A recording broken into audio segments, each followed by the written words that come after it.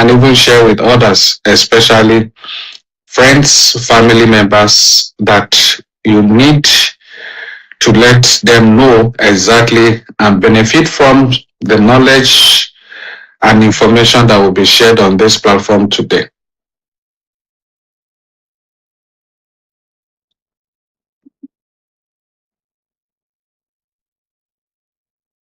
Now, before I get to invite our guest speaker today, who is already well seated on the platform presentation, let's remind you of some of the activities of the agency this past week in our news highlight segment. Menopause.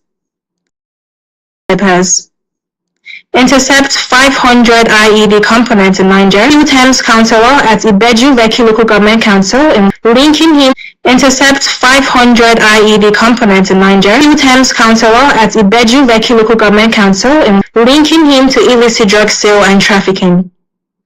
The 45-year-old ex-local council chief, who currently serves as a legislative aide, was arrested on Monday, 2nd March 2026, at his residence in Ilado, Ibeju, Lekki, Lagos, where a search was conducted and 40 kilograms of skunk, a strain of cannabis, were recovered from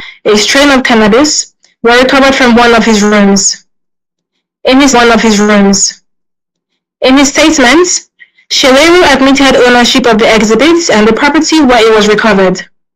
He said he had previously served 2 terms as a councillor representing Orimedu community in Ibeju Lekki Local Government Council.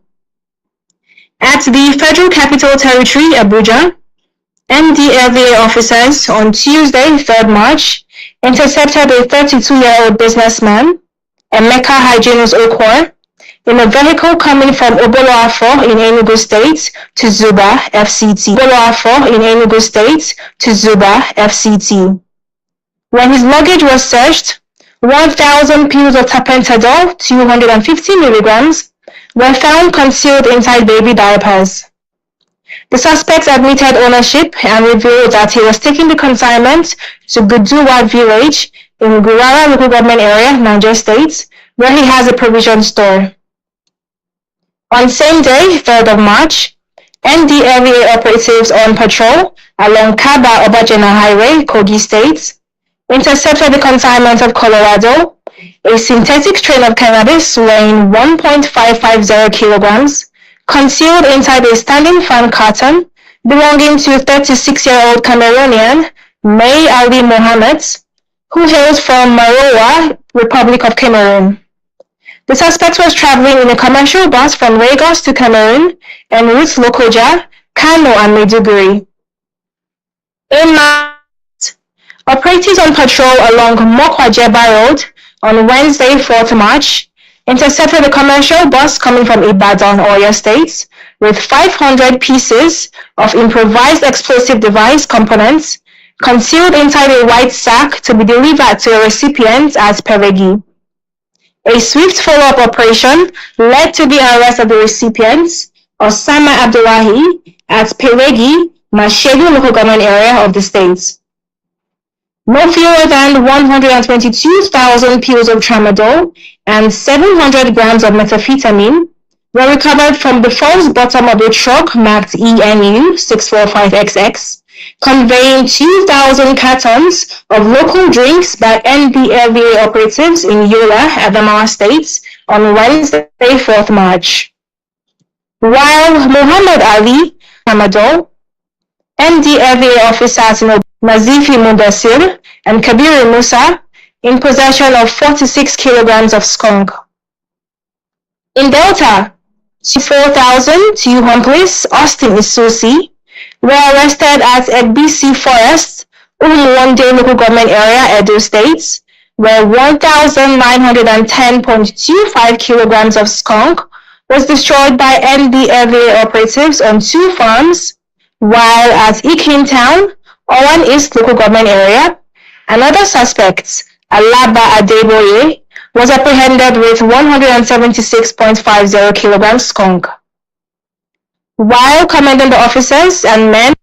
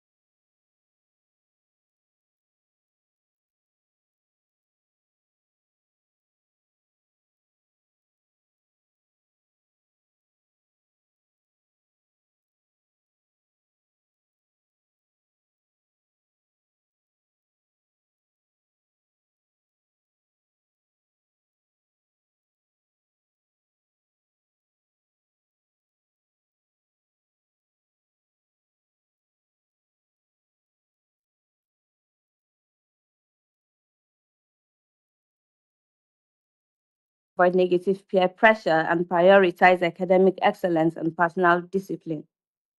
Meanwhile, the Oyo State Command conducted a WADA advocacy lecture for students and staff of Comprehensive High School Irawo at Tisbo local government area. Officers stressed the importance of resilience, strong moral values, and purposeful ambition in resisting drug related temptations while encouraging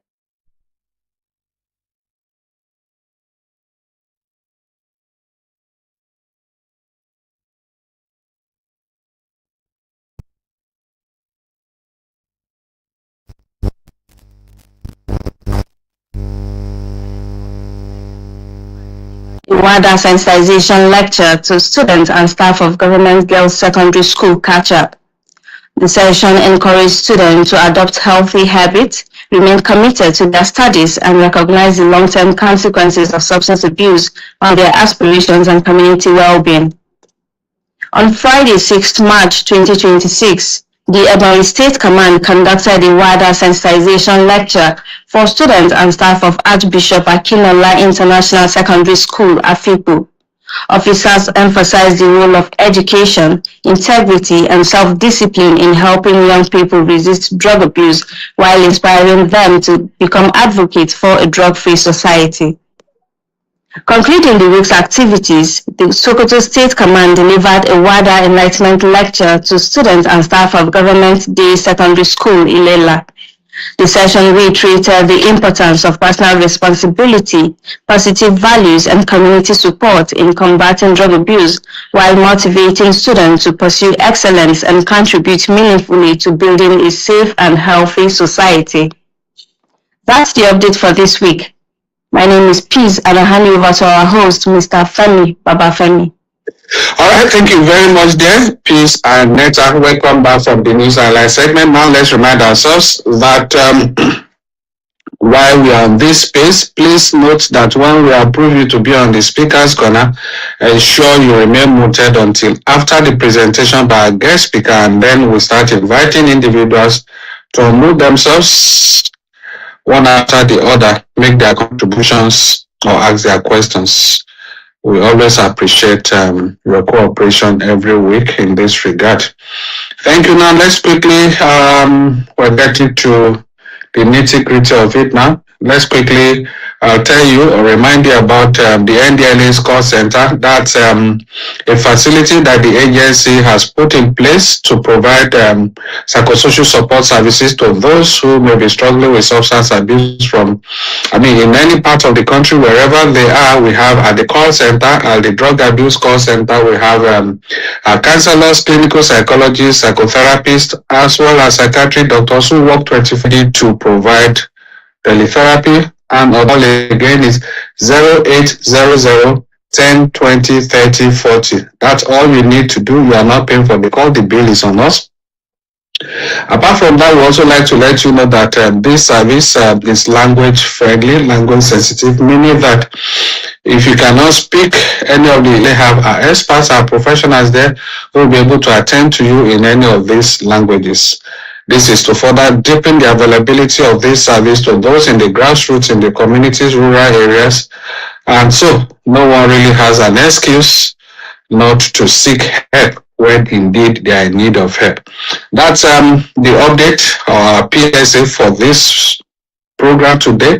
All okay. I saw just as about introducing our guest because I saw she switched. I guess I don't know whether it's her network, but please come back on the speaker's corner.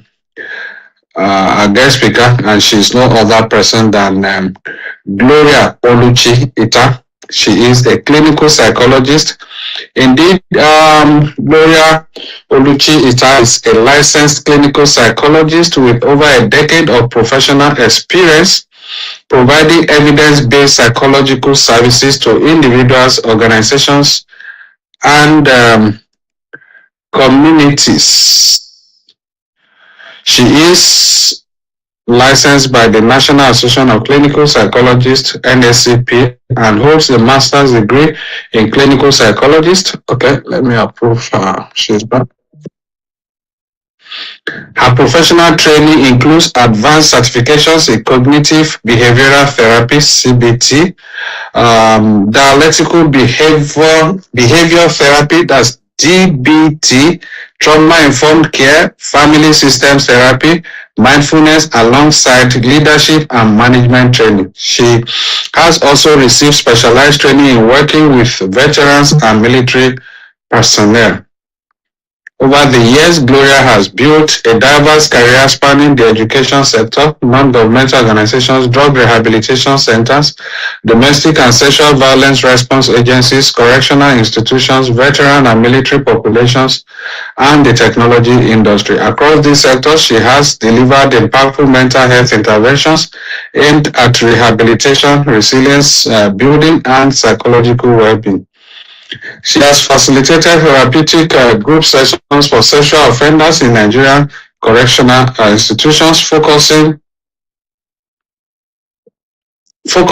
on behavioral change and accountability. Her work also includes providing trauma-informed psychological support to survivors of domestic and sexual violence, as well as helping veterans and military personnel address trauma-related concerns, reintegration challenges, and emotional adjustments. With extensive experience in substance use prevention, treatment, and ritualist responsive practice, professional excellence, measurable and evidence-based outcomes. Please join me as I invite Lady Gloria Oluchi Ita, a clinical psychologist, to unmute herself while we listen to her spend the next 20 minutes thereabout discuss our topic for today, menopause, mental health, and substance abuse.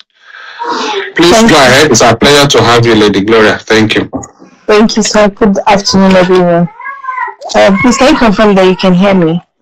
Loud and clear across the world. All right. All right. Thank you. Thank you for having me. Okay. I'm standing on all existing protocol. I'm so happy to be here to be able to share my knowledge on menopause, mental health, and substance abuse. All right. Before we continue, I'll start by talking about what menopause is. I know menopause is something that we talk about very often, especially for women. Women who are, getting older.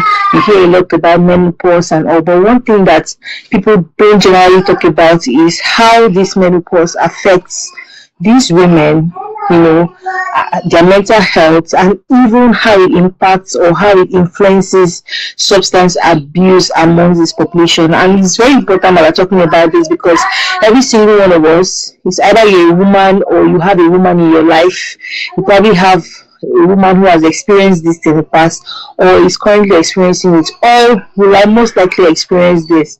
So the knowledge is not just for we women to learn, but also for men to, understand how menopause affects, the women in their life in order to be able to help and provide solutions for them when it is necessary. So menopause is a natural biological transition, right, that marks the end of a woman's reproductive years. Scientifically, they say, the best time for a woman to have children is between the ages of 18 to 35, and then the woman begins to transition. But menopause is usually a period in a woman's life which marks the end of that reproductive time, or reproductive season of a woman's life. Usually, I know that when you get to the hospital as a woman, once you are above 35, and you're a pregnant woman, the doctors, they kind of they handle the pregnancy with so much delicacy because they see it as a delicate pregnancy, high risk because of the age. But this is not it now. Menopause now is the end of it all. So if we are talking between the ages of 45 and 55 years of age, within this period, most women, experience menopause. Of course, we have cases where some women experience early menopause. Early menopause is seen as, experiencing it before 45 years, or premature menopause happens before 40. So sometimes there are women who have experienced early menopause before they get to 40, they no longer see their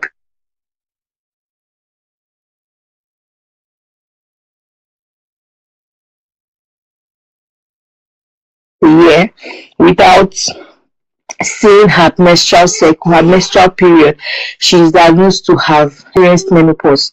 So we have some women who experience this earlier than they should.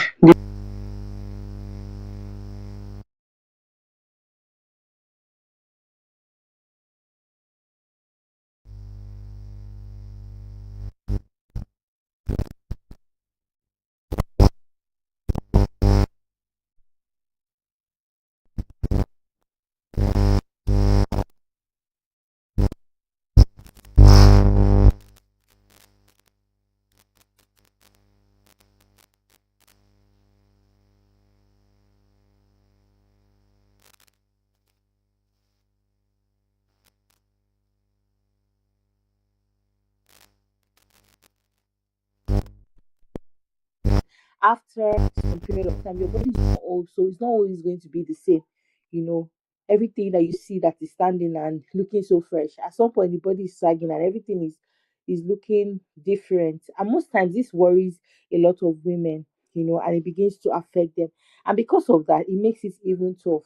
And also because of the hormonal changes that goes on in the body of a woman during menopause, most times mental health challenges are undiagnosed. So basically, most women go through, mental health challenges without anybody. People just call it, oh, she's having mood swings because of her hormones. It's her hormones, it's the hormones, it's the hormones.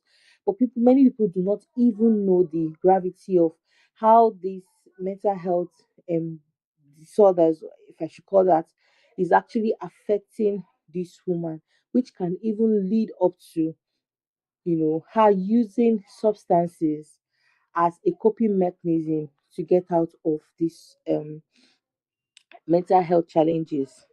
There's been a lot of research about this.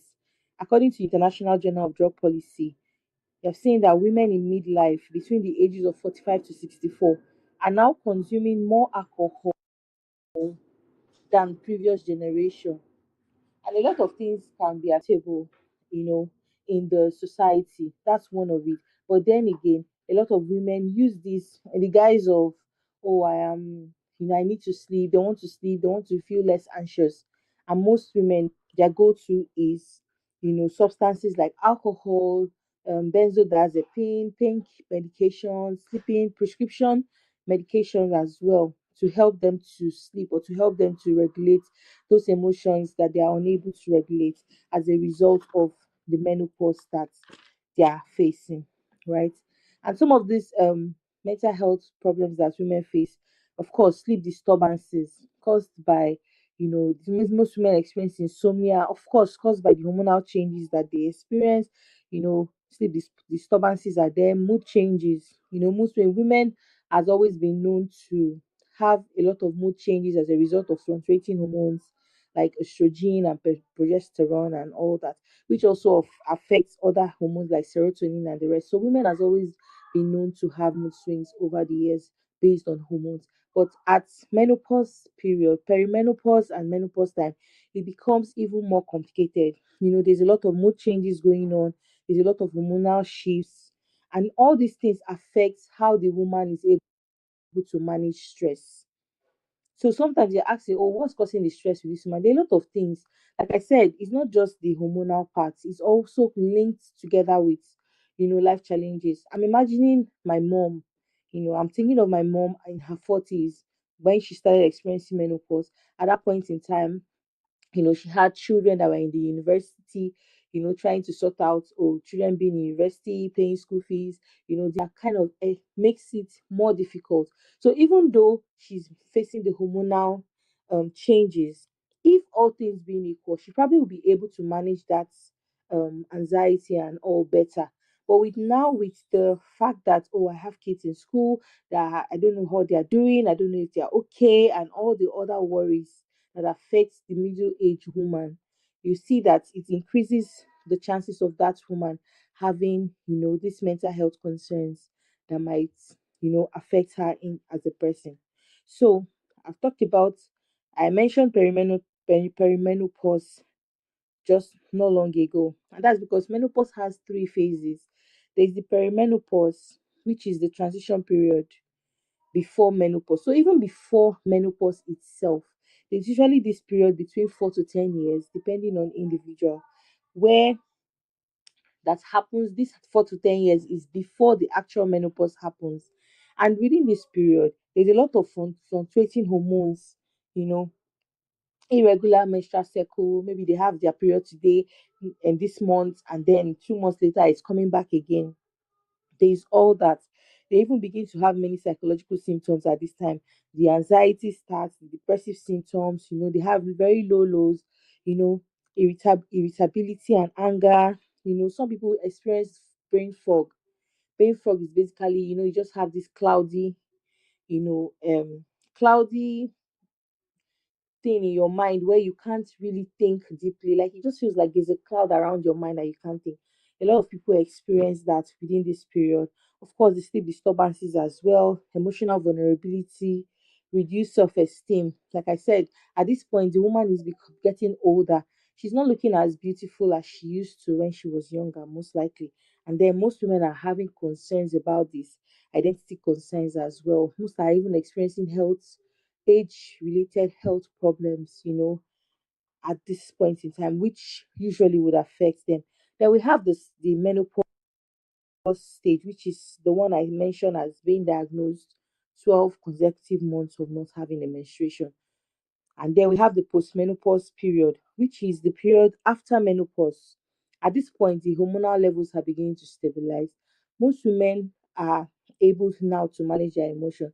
But the problem is that for a woman who has used substance to cope with, the menopausal or the perimenopausal period of their life, it might become difficult because at that point of postmenopause, this woman is probably addicted already to the substance and she's now trying to deal with the substance addiction.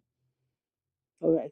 So the reason why we're having this is so that we just understand all the factors that affects a woman that can actually get her using drug, sustaining the drug to, you know, deal with the addiction afterwards. And is serotonin.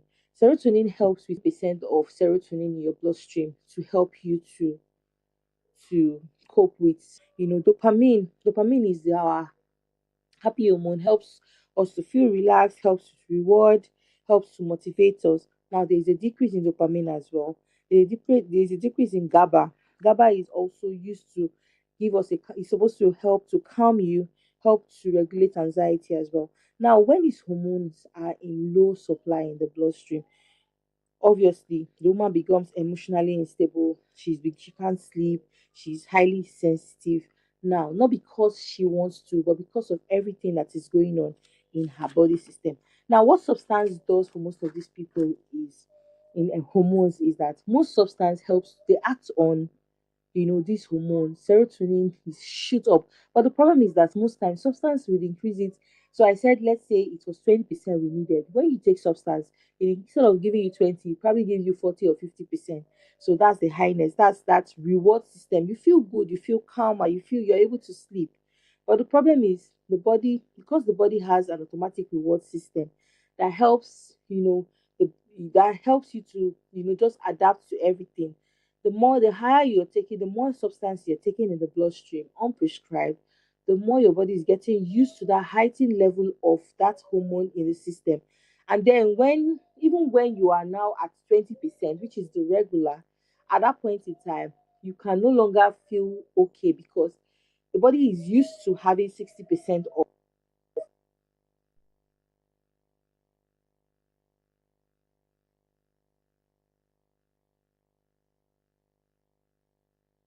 serotonin, for example. So 20% doesn't cut it anymore.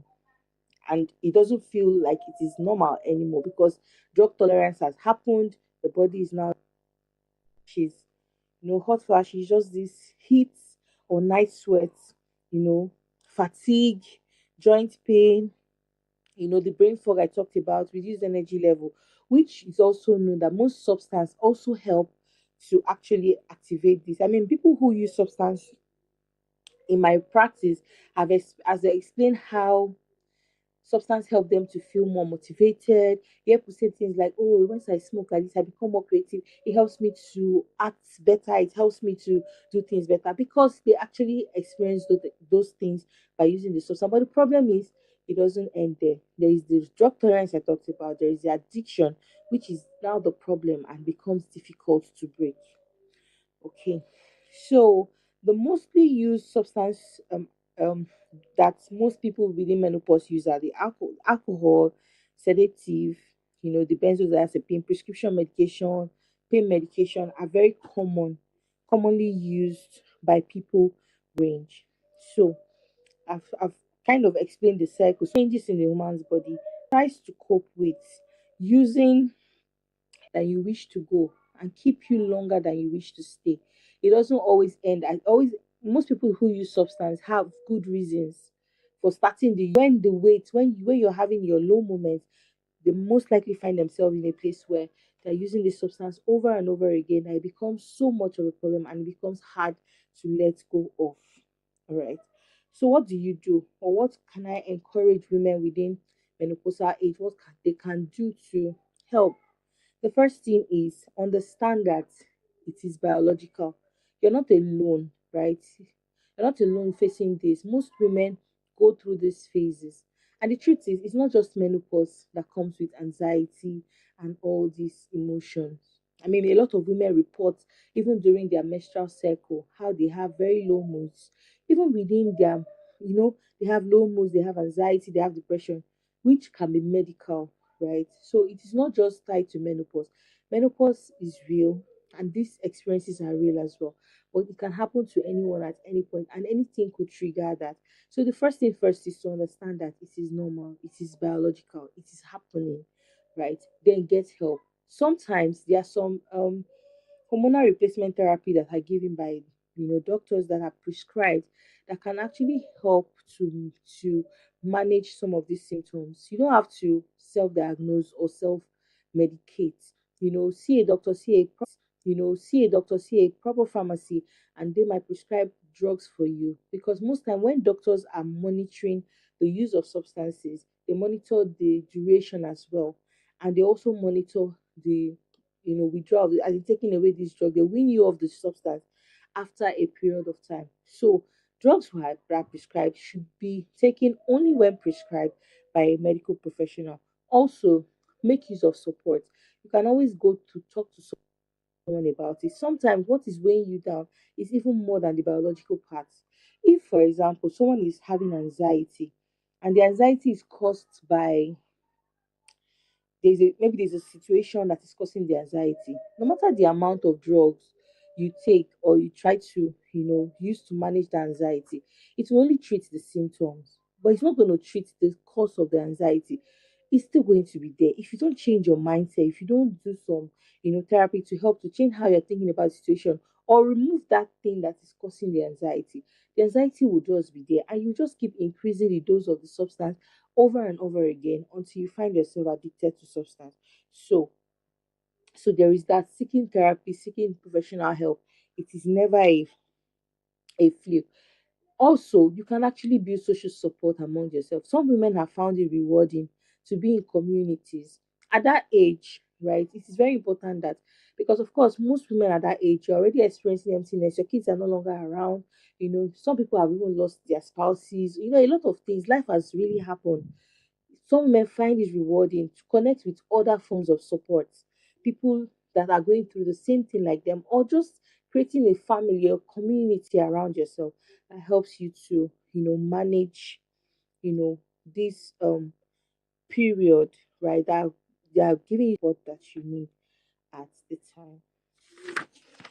Okay, I have professional seek medical help on how you can deal with the menopausal um that's the biological part of it.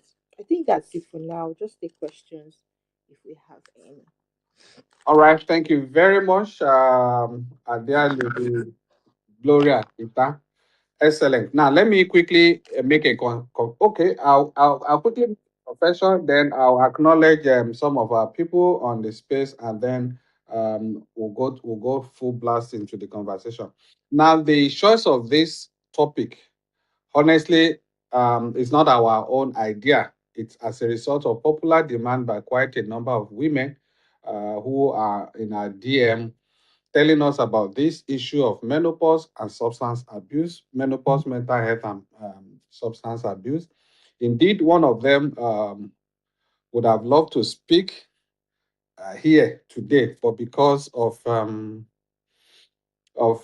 fear of stigma, she decided to convert her message or her experience into a text, which I'll read shortly to us to her. So it's indeed, I would not agree less with our guest speaker, and virtually you will see by the time I'm reading the woman's text message, virtually everything that our guest speaker had said was all that was in her message. So it's indeed, and from all of the people that have made a demand that we should discuss this on our space, I want to appreciate you and will continue to expand this conversation by the grace of God. So let me quickly acknowledge some of our compatriots on the space and then I'll read the message from one of the women who actually instigated this platform. Thank you very much, Dr. James Komolafe.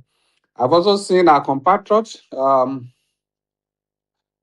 Let me not drag Loretta this afternoon, but let me just respect myself and acknowledge Dr. Loretta Ekanem. Dr. Loretta Ekanem joins us from Chicago, Illinois, US. Thank you very much, Dr. Loretta. We also have Max Ollard. Thank you. Joe Ololo, another regular member of the platform. We have the psychologist, King Isaiah, Funsho Jimo, Euphemia Iranshele Dumari, Femi Femi Aino is a UK-based medical practitioner. Thank you very much, Mr. Femi Aino. I see you were trying to come up to the speaker's corner, but I guess your network didn't allow you. I approved your request, but I think your network didn't allow that. Okay, let's also acknowledge NK. Wuniwole Gbese. Wuniwole Gbese is also another regular member. Oluwafemi, thank you. Baidi Bawaji, thank you. We also have here Awoyemi Oluwasegun, thank you. Isaiah Ashimogu, thank you. Femi Ladide, Lady Debbie, was again Faleye. Okay, let's take a pause there. Let me quickly read the message from one of us, and she want others to learn because of others. We are not able to mention her name, but then I believe the person is should be on this space this afternoon, and she can testify or agree that these are all her messages, word for word. Okay, good day, everyone. First, I want to thank the organizers for giving me the opportunity to share my experience, although anonymously. I also want to acknowledge the Almighty God whose strength saw me through one of the most confusing and difficult periods of my life. When the symptoms of menopause first started, I honestly did not know what was happening to me. I had no real understanding of menopause, so when the changes began in my body, I could not explain them. Later, I came to understand that it was connected to the drop in hormones like estrogen and progesterone. But at that time, I was completely in the dark. I was working very long and demanding. I was working very long and demanding days, yet dealing with sudden emotional and mental struggles. Some days I felt anxious, confused, depressed, and overwhelmed. At times, I even wondered if I. That shows how confusing the experience was for me. There were also moments when I didn't get the understanding or support I needed from my partner. The changes in my body affected intimacy, and the pressure to still meet certain expectations caused serious problems in my marriage. It was a very lonely season for me. Around the same time, my children started leaving home to pursue their own lives. The house suddenly became quieter. That loneliness combined with the physical and emotional changes I was going through, made everything even heavier. At that point, I could understand how some people might be tempted to turn to substances just to calm their nerves or feel better. To make matters worse, there were wrong diagnoses in my own case along the way before I eventually realized that menopause was behind many of the symptoms I was experiencing. With time, I began to make changes to help myself. I adjusted my diet, started doing things that brought me joy, improved my sleeping routine, paid attention to my learned how to manage. Not an easy journey. It took patience and a lot of self-learning. Looking back now, I need information, just like what to turn to drugs or harmful coping methods. Thank you. Anonymous. Uh, okay, I think that's all right. That's the message from one of the women who impressed it on us to discuss this topic today, and I'm glad. I should think. All right, that's the message from one of the women who impressed it on us to discuss this topic today, and I'm glad. I should think the person is on the space. I wouldn't know, but I think I saw the person may like I saw the person may likely have joined with another hand anyway because she was pretty scared to actually come on and I can understand that, and that was why she decided to convert her experience into uh, a test. Okay, that's for that. Thank you very much, guest speaker for guest speaker for that presentation. And I mean, we can, I'm sure you were not in the same place with the woman who shared her experience and almost aligned absolutely. So I'll just give you a few moments to speak to the experience. Let me just say, Mrs. K. Let's just adopt Mrs. K for this person so that I don't go and make mistake and sleep.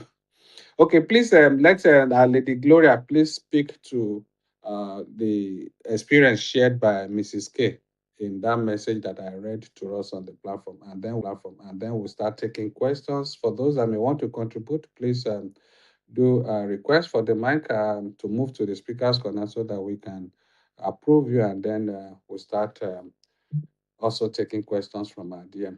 Thank you. Please go ahead, Lady Gloria. Okay. So first of all, I would like to commend Lady K if she's listening to us. I would like to commend her for, taking that initiative to go ahead and learn about what she's going through.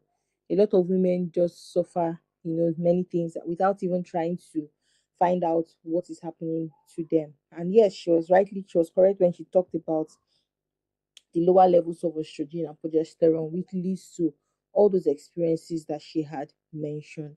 And one thing that stood out for me from her story saying, self awareness, which is the beginning of anything, any mental health problem you are dealing with, whether it's menopausal or even as an individual, a man, and you're going through stuff that you can't understand.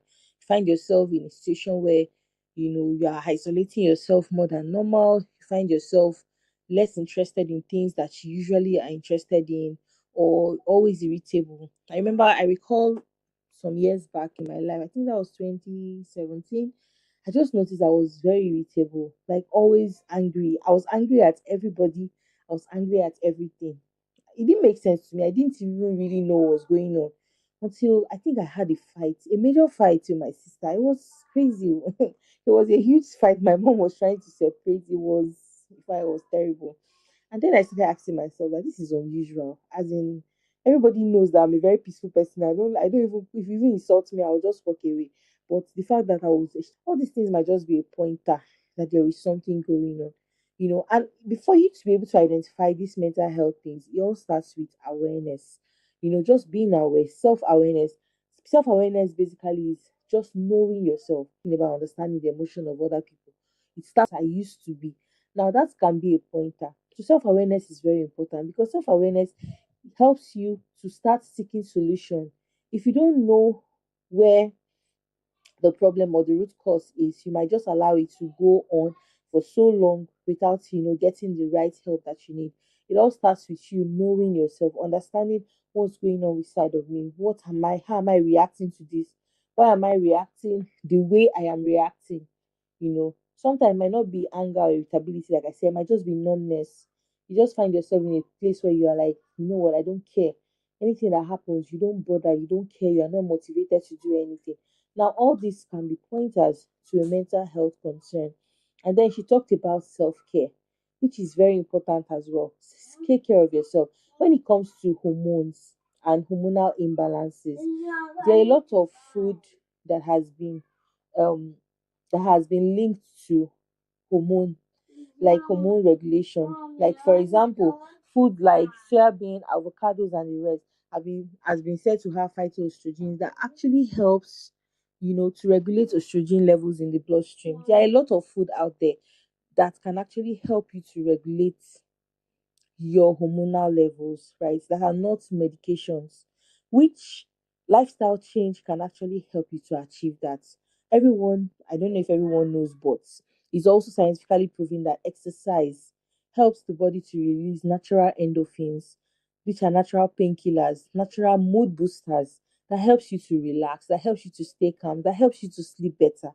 Now, all these things are self-care things that you can do. There are little things that you can do, going to exercising, eating the right kind of food, you know, regulating, taking care of your health as well. Because one thing that is also marked by women at this age is decline in health. Most people are beginning to, have issues with their blood pressure, cholesterol levels, sugar levels, and everything. Now you need to be mindful of these things. Some women are experiencing arthritis and the rest. There are a lot of age-related stuff that happen within this period. That's as a woman within the age you need to be aware of and take care of yourself.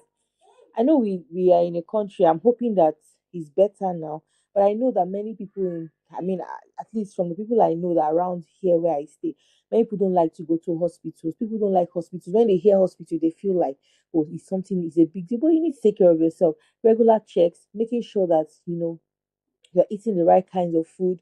You are taking care of your mental health as well, blocking yourself out from worries and information that you know might might make your mental health more complicated. We are in Nigeria. We know what's going on in the news. We know that there's a lot of information going out there that doesn't exactly help us mentally, right? It just helps you to feel better. So yeah, very important. And then Our women, they were they were diagnosed and were put on treatment for a long time for a wrong thing totally. So again, here comes the medical practitioners, healthcare providers. There is a big issue here also. Two of them actually, in fact, one of them said she was treated for malaria, typhoid, and took she was on hospital admission more than consecutively back to back more than 3 times and took more than 30 injections treating malaria and typhoid before they could actually get to what the problem was. The same thing with the second woman. The second lady also spoke about her, her, her hospital admission for psychiatric issues. She had to be with a psychiatrist and all of those things. So let's also look at the issue of wrong diagnosis, Lady Gloria. And I'll probably, I wish Dr. Abdullah is a consultant psychiatrist. Dr. Wahab Abdullah is a consultant psychiatrist at the Ahmadu Bello University Teaching Hospital. He's also on this platform, joins us via Excel Mental Health Foundation. I also wish we can have him contribute. But I just for a few moments, Lady Gloria, let's speak to the wrong diagnosis issue. I mean, two of these women went through a lot, undergoing a lot of treatment for wrong diagnosis before they were brought back to the right track to be treated for these menopausal issues. Thank you. Well, it's not unusual for women to be misdiagnosed or people to be misdiagnosed, right? Because the truth is, sometimes when you go to the hospital now, because of how this menopause works, I don't think if there is any particular test that says this is menopause test or something like that. Usually, it's the experiences and the symptoms that these women experience. I remember that I talked about the perimenopausal phase that could last 4 to 10 years before the main menopause. Before menopause can be diagnosed, the person must have gone 12 months without menstrual, cycle before they can say, oh, this person is experiencing menopause. But usually, before that happens, the symptoms already start. The woman is already feeling anxious. She's already having all the, hot flashes and everything, which we know that some of these symptoms are also linked to other sicknesses as well. So sometimes, most times, what doctors or medical professionals do is to try to erase, the other causes or untreated for the wrong reason is not um is not palatable for anybody. But I'm hoping that I'm not a doctor, I'm not a medical person, so I'll just answer. But I'm hoping that our medical system is getting more and more, updated on these findings and how to deal with this. But it's not even things as even because also another thing is physical health disorder, panic disorder, for example, the individual is having physical symptoms, right? And most times when you go to the hospital, doctors can say, oh, let's check their BP, oh, go for this particular test, go for this, before they finally, after they've eliminated all the medical causes, they can now come to a conclusion that this is a mental health cause. And of course, even me, when someone comes to me for treatment, for example, for maybe a panic disorder, I always send them for medical tests. Go and do a thyroid test, function test first. Let's erase the fact that you might be having a medical problem, and then we can now know that there is no medical cause for this. It is solely mental health. So yeah, it's something that happens all the time. Mental health problems have always been misdiagnosed with physical symptoms because most of them they actually come with physical symptoms. So All right. Thank you very much, Adia Lady Gloria. Thank you for the insight there. Okay, let's take contributions now. Okay, let's start with Lady Winnie. Lady Winnie, please go ahead. Thank you, sir. Good afternoon to everyone. Good evening, good morning, depending on where they are speaking from. Please, am I audible? Loud and clear. Loretta is even telling me you are too loud. All the way from Chicago. I said good morning. I said good morning to her, so she should let me be. All right, sir. So I'm happy about the topic, and that's why I picked the mic. I usually join, but I seldom pick the mic. I join when I think is it pharmacist Abon Masa. I used to host her. I think she's on Port Harcourt also. Back Yes, then, yes, she yes, Professor. yeah. Yeah, So yeah, the pharmacist. So I'm a pharmacist too, yeah, but the I don't pharmacist. think she Yes, I got me. remember. Yeah, both she and Yeah. Professor Ogu, they are both Port Harcourt based. Okay. It's her I can remember. So I've listened to her a couple of times here and I've contributed. So it's a topic that interests me. First is about women. Then I'm particularly interested about mental health and substance abuse because I'm in healthcare too. And I know that it's an area where we really, really need to work on. And I just want to appreciate the work MDLA is doing, especially on advocacy. So even if it's just one person you're reaching, I'm sure that by extension you're reaching a lot of people.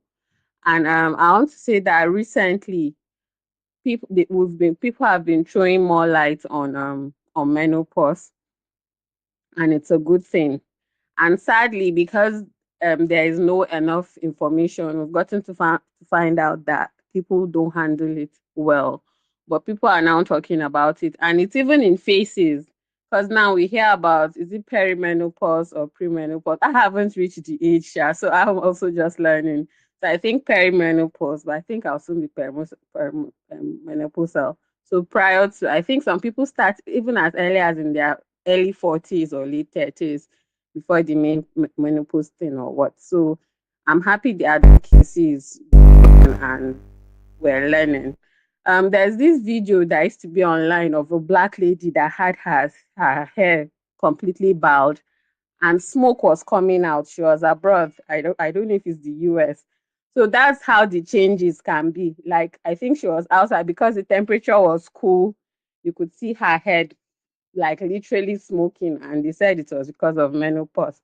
So that's how the physical effect can be. Then there's this celebrity, what's her name in the US, to a black one. She's also advocating for it. So I think sometimes when women have these changes, I think where you go to look for care is very important. And that's because I want to talk about that part where she said somebody said she was treated for malaria and typhoid 1,001 times. So sometimes your first point of call matters. So if it was a primary healthcare center, and a primary healthcare center can be a community pharmacist, so I'm not protecting my people. If it's someone who is not informed enough, he might just feel, oh, we're in an endemic place, it has to be malaria or typhoid. So if they treat you once, you don't see results. If they don't refer you, the good thing is to refer you. If they don't refer you, the onus on you is to go to another facility. So if you go to a secondary healthcare facility, let's say a general hospital, and you still don't get what you want, they're supposed to and they don't have a psychiatry unit with the psychiatrist and the psychologist. They're supposed to refer you to a teaching hospital, or let's say you're in Kaduna, that we are in Kaduna here, they're supposed to refer you to the neuropsychiatry. So sometimes in this our setting, sometimes the burden for looking for specialized care or proper care is on us. So, and information is important. So I think we should learn that here. It's good where you seek for care. If and then there's no harm probably reaching out first to someone who is into mental care provision. As she said, our speaker has told us that sometimes some of these things will now have physical symptoms. So you go to her and you say you don't understand what's happening in your mind and what have you. They'll ask you for your age, are you a woman, and what have you. And that might help someone to diagnose the problem. So I think information is very important because when women know what's happening with them, just like the text you read from the victim, you know that even with certain practices, it can help you feel better, and then you don't turn to use drugs or alcohol, or because if somebody doesn't understand, that's what will make them to look for something to just make them numb or make them feel better, and before you know, they are addicts. So I want to say that advocacy is important, information is important, and with these few points, I would like to yield here and say that and I want to say that I'm happy with the work Angela is doing on advocacy, especially when people bring up like their concerns or their issues. So thank you. I yield. Thank you very much, dear Lady Winnie. We appreciate your kind remarks there. Thank you very much. Okay, let's, Lady Gloria, please, let's get back. Why I invite our compatriots in Chicago, Illinois, there, Dr. Loretta, to make her contribution. Please go ahead, Dr. Loretta. Uh, Good afternoon, everyone, and thank you for the opportunity. I was Thank just you, being thank you, thank careful. you for paying attention to our time today, Loretta. Thank you very much for that. I'm even more conscious because just last week we had the time change. We used to be 7 hours ahead of Nigeria. Nigeria used to be 7.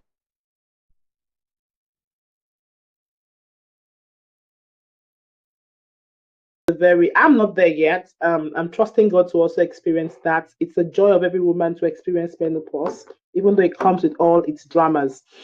However, I just want to thank the many women who indicated interest to hear about how the intersection between menopause, mental health, and substance use. It's a very interesting, it's a very interesting period in the life of a woman because women already have a lot of drama in their lives in terms of hormonal changes, hormonal fluctuations, and even at that, they still have to keeping on with life. And I also want to thank the lady that shared her story. Thank you for bringing us into your life, being part of your life at this time. We really appreciate it because storytelling is also a strong tool, that could that could increase awareness and to inform people about what they should look out for and how they should deal with the situation that is similar to theirs. Excuse me. Having said that, I just want to say that life will keep lifing, and people will always look for coping skills and look for way of escape. And menopause and mental health is one of those phases of life that women, because it's just like saying a woman who has just given birth and postnatal, is it post delivery or postnatal era too, could be very crazy. But menopause is even worse because it's a period where you become very irritant. It's a period, like the speaker has told us, everything that happens within that period. And all this, like the woman that shared her story, also involved, people or family members not understanding what's going on, like what's going on with this person. And so people, when women are in this phase of their life, they always want to know, hide, or to find ways to cope with the situation. They get easily tired, nothing interests them so much again. They just want to get home and just rest and sleep and eat and watch TV. Even intimacy with their partners or their spouses become like, I don't know what it is, but I just want to say that when women get to that point, I want you to please be deliberate about seeking help. And I'm not really saying seeking help medically. Seek help with the community, seek help with your family. Also share with people. If people do not know, they can support you. And I'm also excited that women are beginning to identify or acknowledge. Acknowledgement, identifying the situation is a huge step. And I'm super proud that women are beginning to understand their body and begin to connect it to their moods, their mental health, their emotions, and how they relate and interact with the general world and with their families. So I just want to say, whenever you find yourself like the speaker has shared, I think you should take some time, pause and look for substance is only going to worsen it, because substance use, and the one thing that women do, the substance I know women engage a lot with, is more of alcohol. The mood fluctuates generally. So when they are in parties, when they are amongst friends, they want to drink, eat, and forget about their sorrow. But remember, when you go back to bed, think about the implication of that alcohol in your system. It worsens the hormonal fluctuation in your body. So I just want to say, women should please continue to observe your body, continue to continue to interact, have your own support group. If you have friends, be accountable to yourselves. Have friends that you're going through the same thing, so you can share experiences and you can also support each other. Because in life, you can't do life alone. You can't do life alone. And that's why people that try to do life alone get into trouble. They call it isolation, call it I just want to be on my but I just want to say, find a support group, find your group of friends that you can interact with, other, you can pray together, you can share experiences, you can also look for a way of helping each other, but not to drink yourself to stupor, not to use substances. And I know also for women, I also know, I've also read, I do not know, I'm not there yet, I also know that when women get to menopause, they have very high libidos. In terms of their sexuality is heightened, and at that point there is everything and anything they want to do with sex. So, and when you meet people that want to do anything with sex because of your high libido, you may even want to enhance your sexual performance with substance. And this is very bad and risky, because at the end, when your eyes become clear, you regret it. And when you regret it, it comes with shame, it comes with self-disrespect. So for women, I really think when you get to this menopause time, that's when you should even be more available to support the next generation, support your community, look for something that interests you, divert attention from what your body is saying. Sleep more, rest more. The woman talked about diet. It is not everything you have to be eating at this time. Reduce sugar, Do long walks, exercise. You don't, if oh, okay, kidnapping, security, stay in your house. If you can go to YouTube, you will see a lot of ways, to relax and flex your body. I mean, ask after people. I mean, do those things that make you happy, and gradually. Because one thing I know fluctuated hormone does is it reduce your serotonin. It reduces that your happy hormone and all things. So for you to have that your happy hormones ongoing, you have to look for something that makes you happy, and just find what makes you happy. Do it. If it's time to start a new business, if it's time to go back to school and get your master's or PhD, if it's time to go back to school, just do something, and God will help us in Jesus' name. Thank you for the opportunity. I yield the mic. Thank you very much, Dr. Loretta, for the prayer and then yielding the mic. Don't mind me, Loretta. You know we like to drag I ourselves. know I have a cold, so I have a cold, so I'm just hoping that people are able to hear me. I've been congested for You a couple of you've been days. very clear. I never even if you didn't say it now, I wouldn't have known. Thank you, sir. Thank you. Regards to our friend there. He All was right. here. Okay then. Lady Gloria, you want to speak to what Winnie and Dr. Loretta said? Our DMs are beaming with questions. Please go ahead. Okay, I absolutely agree with both of them. So I don't have any other thing to add. Everything was well said. All right, thank you very much. Let me quickly acknowledge some more people. Okay. David Adeoye, thank you. John, thank you for being part of the conversation today. Cope and Live Foundation, that's an NGO. Thank you for being part of the conversation. Remedy, thank you. Okay, Dr. Loretta, please go ahead. I'm sorry, I forgot something that skipped my mind. I'm sure it's the foggy head now. So, okay, just let me say that foggy head comes menopause as well, but I'm not there. So I just wanted to say that family members and friends should also support their mothers, their aunties, their sisters that are going through menopause. You might not understand what they are going through, especially for men and for the younger women. You might not understand what they are going through. Please relate with them gently and softly, because they can also be very volatile at this stage. It can also be easily provoked and all that. So let's support them. Let's acknowledge that it's a phase of their life that they did not choose. God made them women, and they have to go through this. But how they go through it and succeed in this phase of their life depends on you.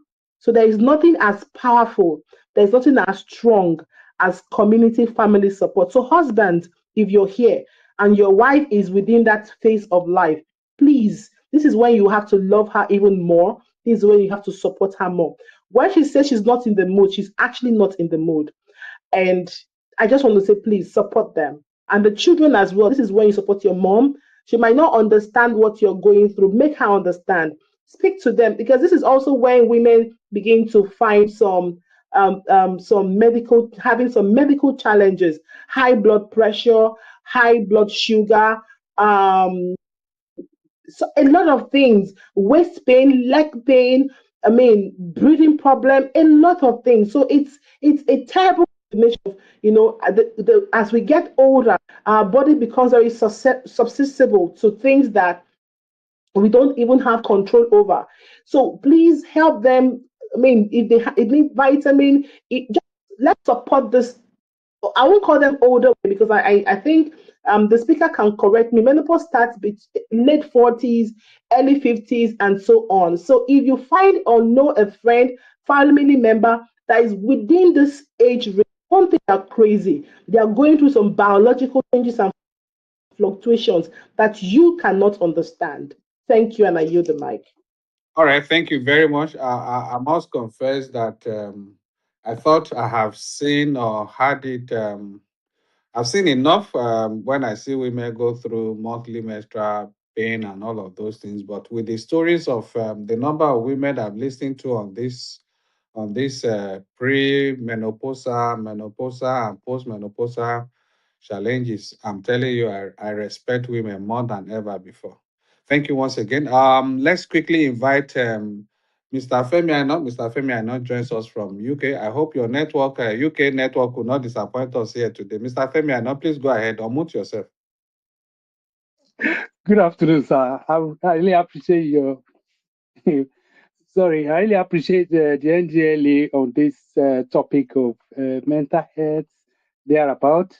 This afternoon topic, it's very important to me because I'm a mental health social worker. I do work in hospital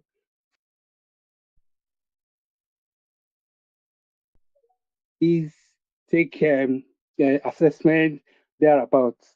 Uh, this topic, I think we need a lot of people to train people to help others in the community because it's more organized on the raw because they don't understand women, the nature of menopause.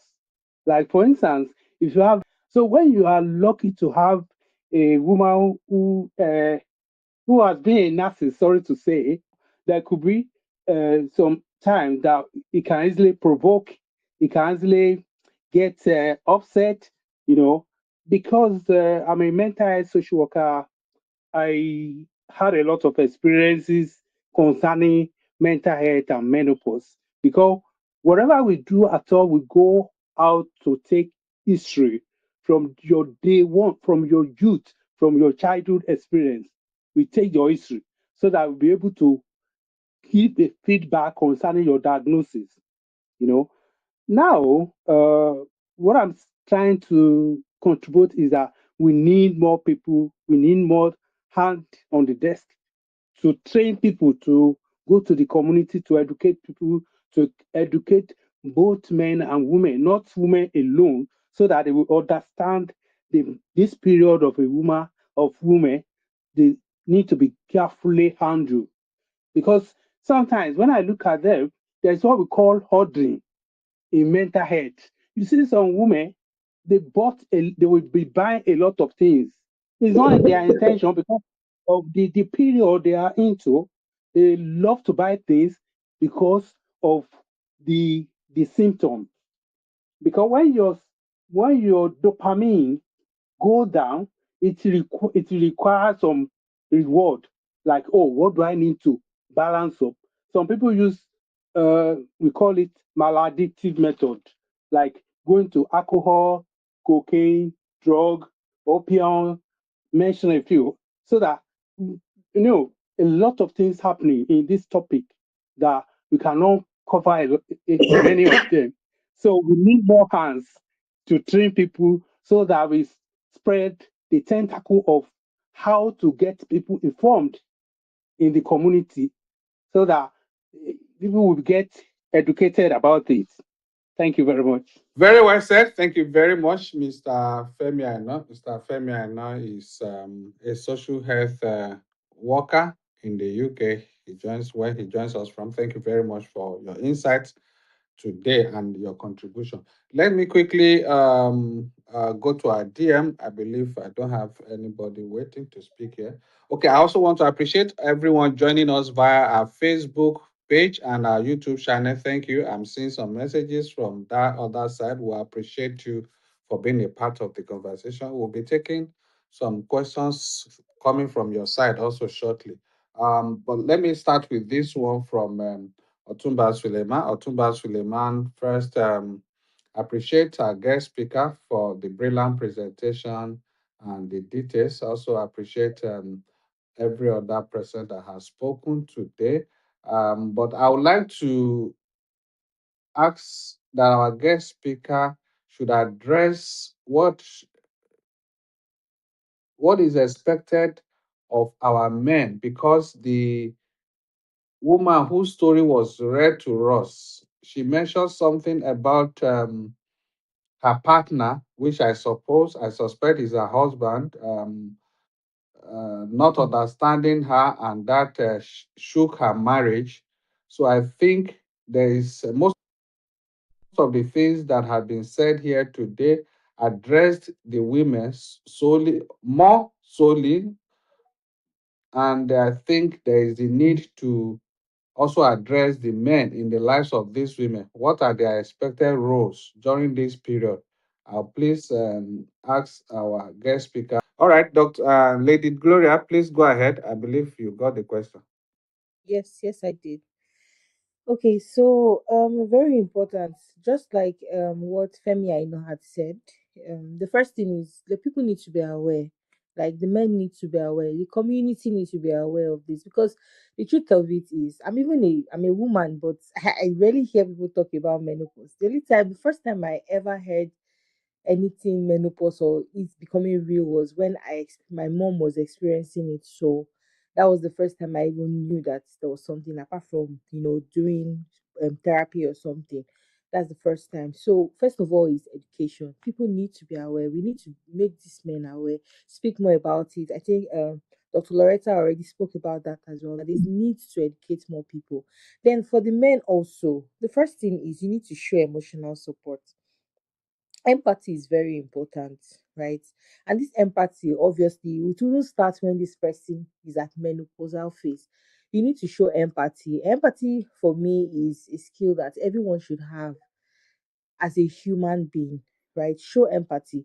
People might be going through stuff, and because you do not understand what they are going through, you see them as problematic or you see them as, yes, disturbing. Even though I agree that sometimes when people act out based on mental health challenges and all, it could be a lot. It's just the same way people judge people who use substance as bad people or moral failures and all that. But showing empathy means putting yourself in the shoes of the other person. You may not fully understand what the person is going through, but you can show support. You can show concern. The same way a man would show concern for his wife during pregnancy. I know we're still struggling with that some men don't show empathy during pregnancy, but I've seen men that show empathy during pregnancy the same way you would show concern when you see a woman being that is pregnant, going through that pregnancy phase. That one, because pregnancy comes with a lot of physical changes, you can easily know that this woman is going through a lot. But menopause usually will not show you. She's not carrying any bump or anything, or she might have weight gain and all, but it might not come out physically. But just showing her that you are here, even though I don't fully understand what you're going through, but I understand that what you're going through is difficult. Also, men could also help women by providing the help for them. Most women just know that they are having discomfort and those low moods and all that is a respect for a partner living with someone, maybe not a partner, maybe it's a son to the mother. You understand this person, you have seen this person in their happy mood, and now you notice changes in this person's emotional state. It's okay to walk up to them and ask them questions or even get help for them. Sometimes people are questions or even get help for them. Sometimes people are reluctant. We're still in a phase in mental health where we're trying to encourage people to seek help, especially the older generation, mental health professional to get the help that they need. So you should be there and you should be open to communication about it. And also patience might be also important because patience is important because someone who is irritable, for example, might be more difficult than usual. So you need to be patient with them also. And also take care of yourself. Because part of even supporting another person is also taking care of yourself. Because if you don't take care of your own emotions, if you don't take care of your own emotions, if you don't take care of you know, your own struggles, it will be hard for you to manage the emotion of another person. You will just have an outburst, and all that. But most importantly, the men must provide emotional support. Must first of all educate themselves. The truth is, men and women, we need to start educating ourselves about the other gender because we live together. We don't live in isolation. Understand what goes on in the mind of a man, what's happening to a man biologically at different phases in his life. The same way, a man should learn what's going on with this woman. Men menstruation. Some men feels like it doesn't concern them, but it concerns you because you probably have daughters or younger nieces or cousins around you that you might need to support. So it's okay to learn about these things so that because when you have the right knowledge about these things, it will be easier to support the people that are going through this phase. Right. Thank you. All right, thank you very much there, dear Lady Gloria. We appreciate it. It's an interesting conversation. Okay, we have one of the senior members of this platform, Dr. James Komolafe. Glad to see you. Thank you so very much, Mr. Femi Babafemi, our guest speaker today. You've done a very great job, and I'm learning too myself about the women, especially as having to do with the critical conditions of menopause. Like Uncle Aino said from the UK, behavioral change communication in menopausal mental health is a huge topic. And like I always say, there is no one size fit it all. Individuals differ, cases could be similar but different. Looking at various personality types of people involved and all of that. So it's never an easy task. And like our guest speaker said, well, I think the simple rule I like to give here is the APC rule. And what is it? A, appreciate in particular the case of your spouse. If it's in a marriage setup and all of that, what is this case all about? What you are not interested in knowing what it is. In fact, the woman herself may not even be aware, like we have learned. She might just think, oh, it's one of those things. So let me just look for a quick fix. And a quick fix may end up becoming something damaging in the at some other time. So appreciate in particular what is this issue all about through positive conversation, engagement, and communication. And then P, participate in principle. Now that you are beginning to know what is it, okay? Be all ears, all eyes. Don't first be all mouth. Hear, listen, to learn. And then letter C, contribution by making provision available. How do I mean? Creating the enabling environment for convergence. Okay, now that we know, how do we soften the ground?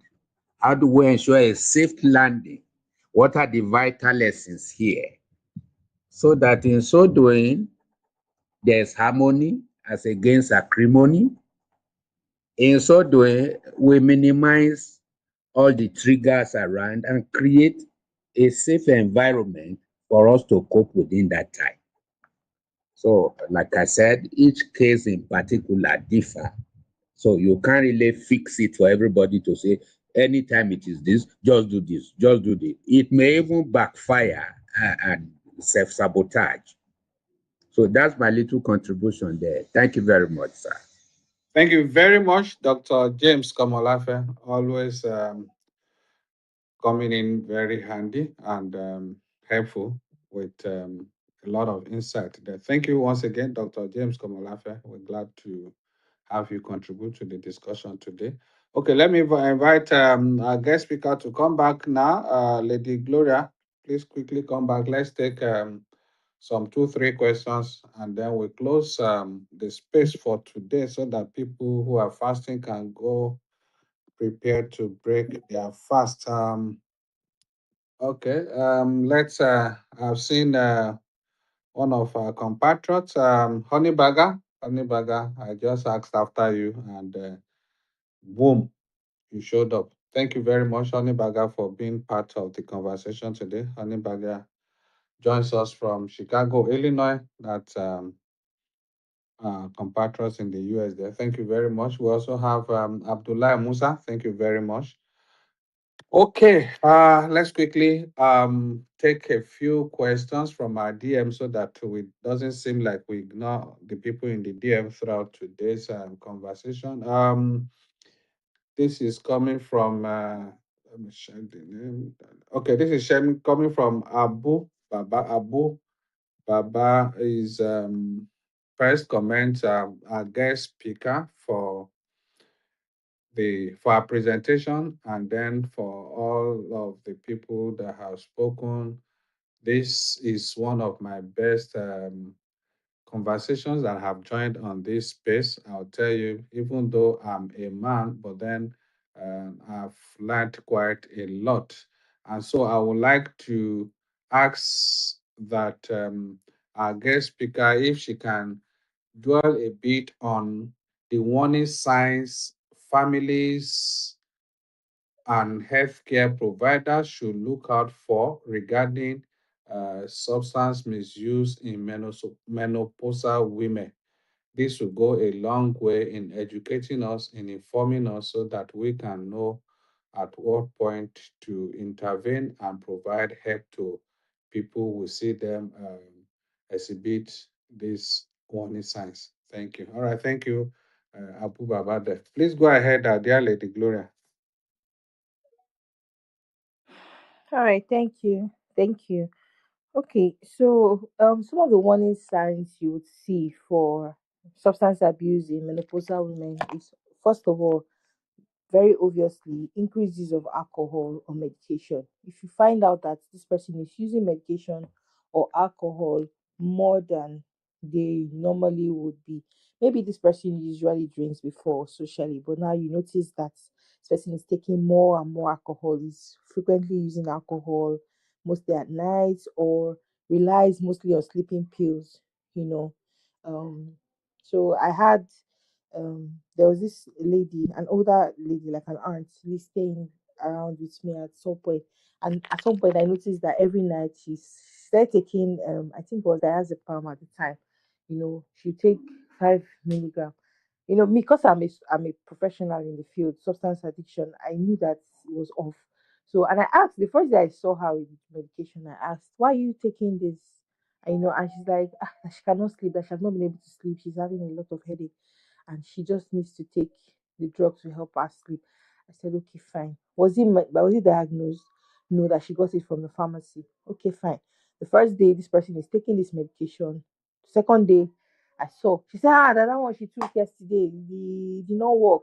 That she wants to increase the dose. Next day, you're increasing the dose, and before you know, this person is increasing the dose, and at that point I said, no, you can't. I put my foot on the ground, like, you cannot be taking this medication. It's not diagnosed, it is addictive. At that point in time, for me, that was a red flag. Even though this person is into the medical field and understands, I would assume understands the implication of that. But because this person had access to the medication, it was very easy to start abusing it. And usually that's how it starts. It starts from, there's this drug, they say we should mix it with alcohol. If you mix it, it will help you to sleep, it will take care of your pain. And this person is taking this very frequently. You are noticing it: increased use of alcohol to sleep, increased use of medications, unprescribed medication to sleep, is already a pointer and a red flag that you need to, look out for.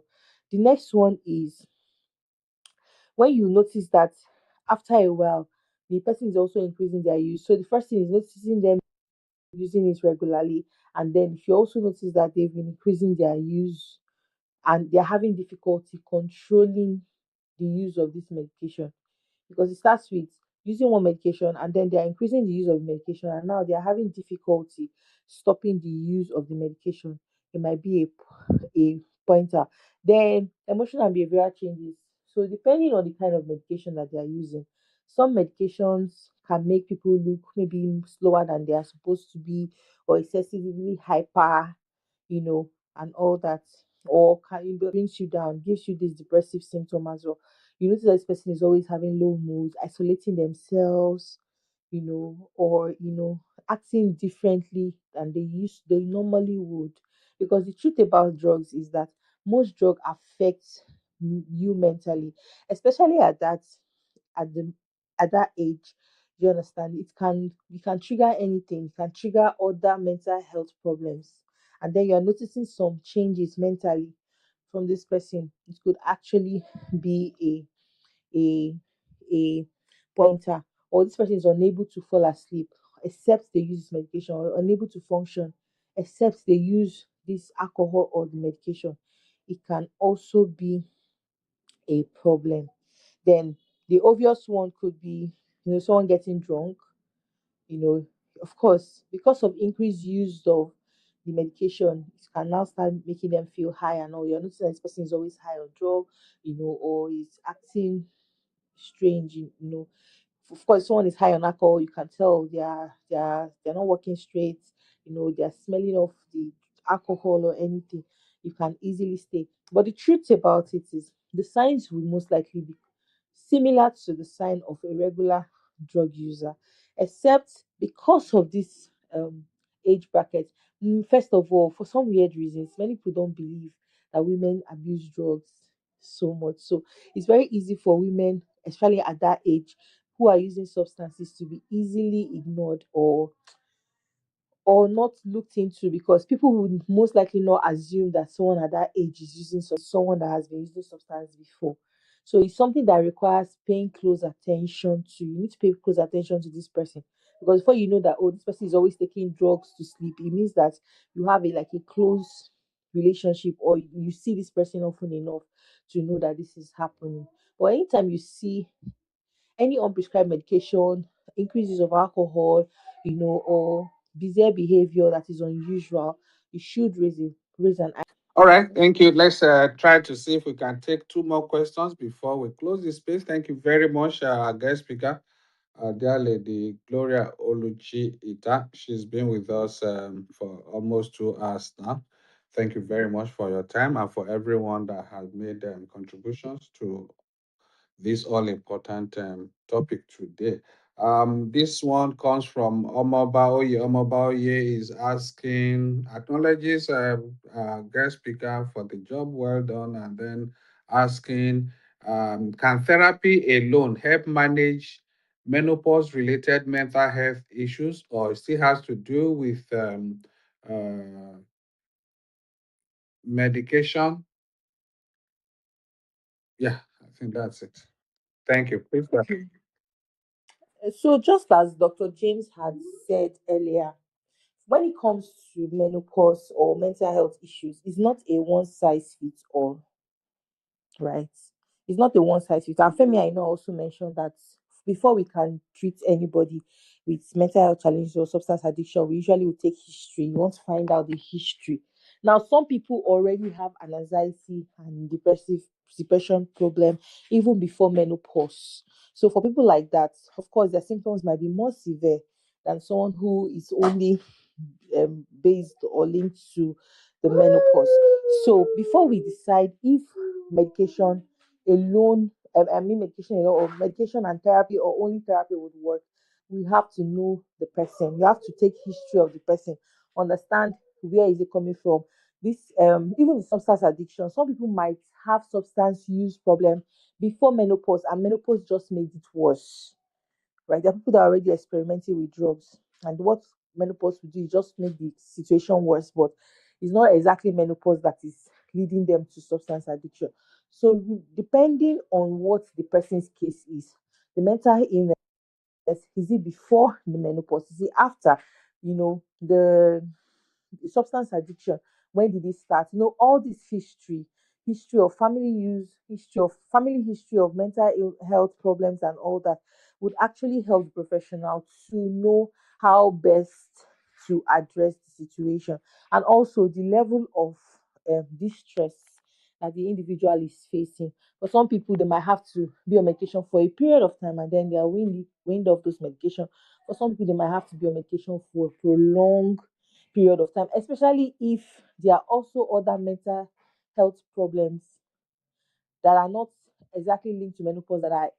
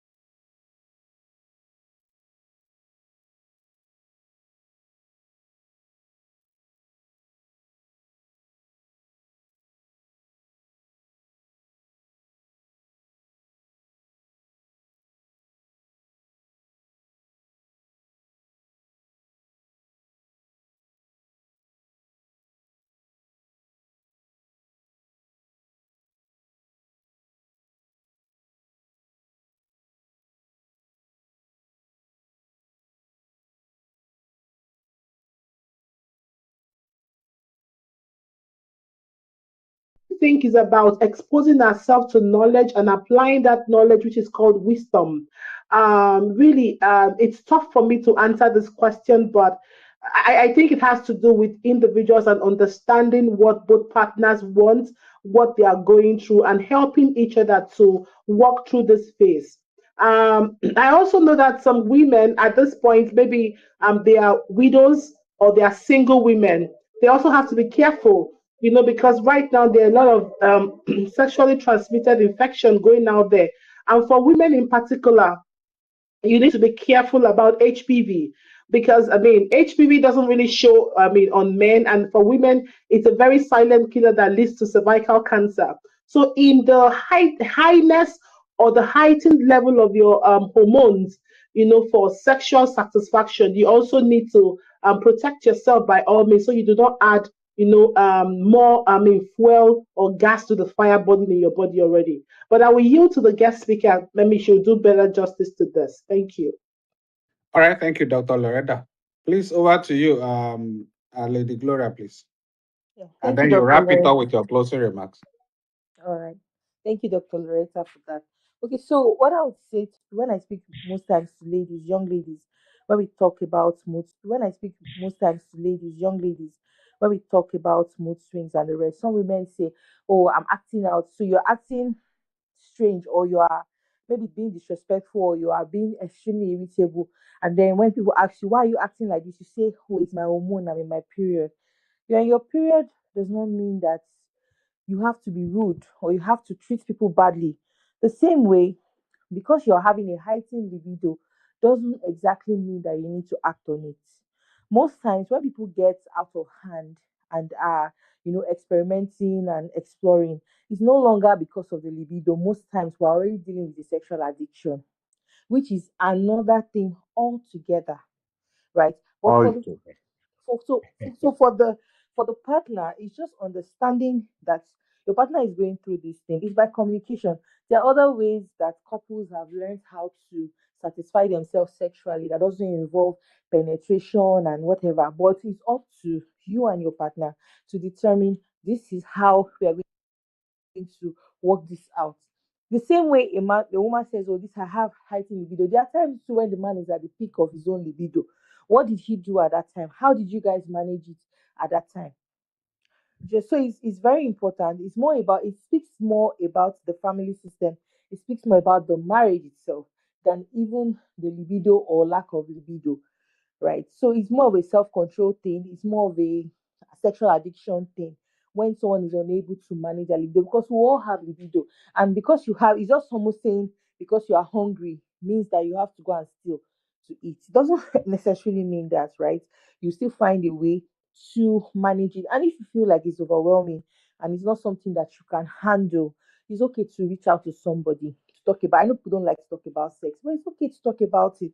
Talk about the challenges that you're facing. Oh, this is how I feel. And then maybe you can channel those sexual energy into other things. At that age, most women are giving back to the society. They put themselves into, contributing positively. And that's their own way of channeling those energy to the right places. So it's not something that binds you up such that you are helpless and unable to control yourself. It's something that just helps you to be, first of all, aware that this is what is going on in my body. This is what is happening, and then find a way around, managing it as it comes. All right. So I think that's all I'll speak to that. And for my final words, one very important word: drug will take you farther than you wish to go and keep you longer than you wish to stay. So, regardless of whatever the challenge is, mental health challenge, menopausal challenge, or any life transitioning that you're facing, it's always good to seek help. If you don't understand, look for help outside yourself, seek the support that you need, and first of all, be self aware. Right. Thank you. Thank you, Mr. Femi Babalola, for having me here. Thank you, NDLEA, for this opportunity. And I'll sign out now. Thank you very much, dear Lady Gloria. Dr. Loretta, did you raise your hand? Oh no, I did not. Is my hand up? I saw a sign there, so I just wanted to be sure that Oh it's no, not. Thank you to the guest speaker. I think she's done excellently.